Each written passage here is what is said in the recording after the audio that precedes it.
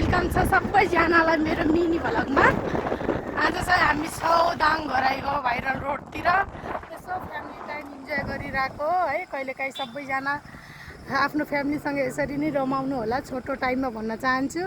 सधैँ त फुर्सद मिल्दैन होइन, सधैँ पैसा पनि हुँदैन, तर कहिलेकाहीँ यसरी हप्तामा एकचोटि होइन, हप्तामा 15-20 दिनमा 1-2 चोटि यसरी फ्यामिलीसँग रमाइलो गर्दा एकदम इन्जोय हुन्छ। हावाले चाहिँ मेरो भोइस क्लियर नआउन सक्छ है, तर म तपाईँहरूलाई भन्न चाहन्छु हाम्रो दाङ घराइको भाइरल रोड एकदम आनन्द लाग्ने ठाउँ छ। एकछिन आएर आफ्नो मन दिमाग फ्रेस शान्त बनाएर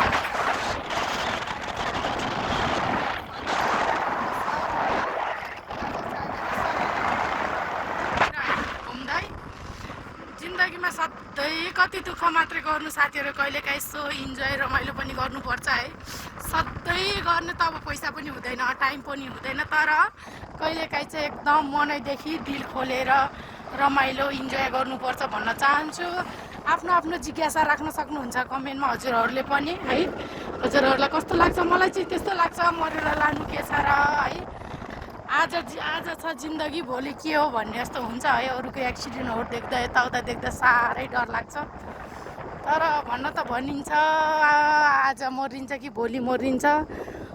मर्ने त आज हो कि आज हो, बाँच्ने त कति छ न त, तर चाहिँ अलिकति थोरै समय मिलाएर थोरै मनी आफ्नो लागि सेभिङ गरेर यसरी घुम्न पनि पर्छ है। कहिलेकाहीँ जिन्दगीमा के सधैँभरि टाइम त हुँदैन, तर कहिलेकाहीँ चाहिँ यत्तिकै आनन्द पनि गर्नुपर्छ है।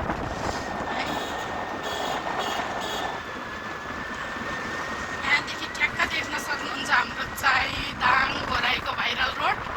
कस्तो आनन्द लाग्छ कहिलेकाहीँ यसरी फ्रिडम पाराले आफ्नो फ्यामिलीसँग निस्किँदा घुम्दा आफूलाई पनि कस्तो मनमा भएको कुरा पिरहरूदेखि लिएर सबै कुरा शान्त हुन्छ कि कहिलेकाहीँ है। यहाँ चाहिँ एकदम फोटो भिडियो खिच्नको लागि एकदम पर्फेक्ट लोकेसन रहेको छ। आउन सक्नुहुन्छ हजुरहरू पनि है। मलाई चाहिँ एकदम मन पऱ्यो। हजुरहरू पनि आउन चाहनुहुन्छ भने सिधै आउन सक्नुहुन्छ दाङ घराइको भाइरल रोड है। हामी चाहिँ अघि ठ्याक्कै अहिले चाहिँ 6:35 भइसक्यो। हामी चाहिँ आथ्यौँ 5 बजेतिर।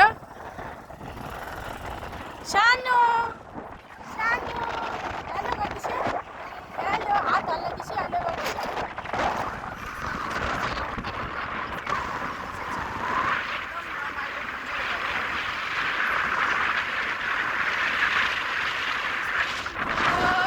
कति कुदाको स्कुटी, बिस्तारै बिस्तारै बिस्तारै बिस्तारै बिस्तारै भुल्छौ मलाई अन्तै मायालाई।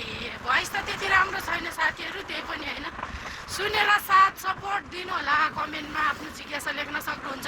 तपाईँहरूलाई घुम्न मनपर्छ कि नै? मलाई चाहिँ एकदम घुम्न मनपर्छ है। अरू बेला काम हुन्छ, हप्तामा एकचोटि नभए 14 दिनमा एकचोटि चाहिँ मलाई घुम्न एकदम, मलाई बुढाले जहिले पनि 14 दिनमा एकचोटि, हप्तामा एकचोटि या 14 दिनमा एकचोटि चाहिँ मलाई बुढाले सधैँ नै घुम्न लैजानुहुन्छ।